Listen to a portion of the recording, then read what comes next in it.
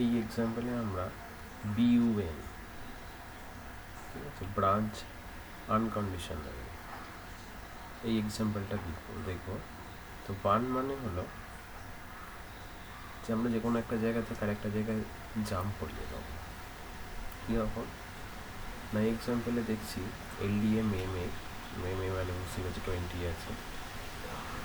তো আমরা এখানে রেখেছি এসটিএ মেম বি। এলডিএ করে এসটিএ করলে মানে জাস্ট কপি পেস্ট হয়, মেম এ থেকে 20টা নিয়ে এসটিএ করলে 11 হয়, কিন্তু তার মাঝখানটা বার্ন আমি ইনসার্ট করিয়েছি যাতে আমি দেখাবো যে এই কাজটা হয় না।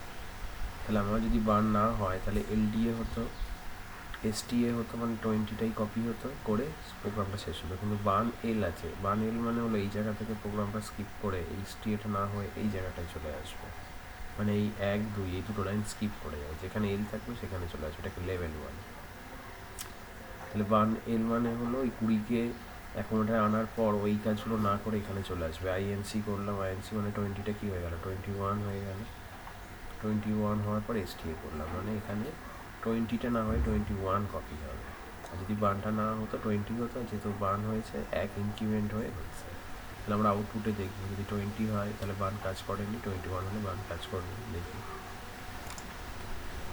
এই যে এখানে 20 আছে আর 11 আছে, যদি 20 কপি হয় তাহলে 20 আসবে, আর নাহলে 1 ইনক্রিমেন্ট হয়ে কপি হলে 21 আসবে।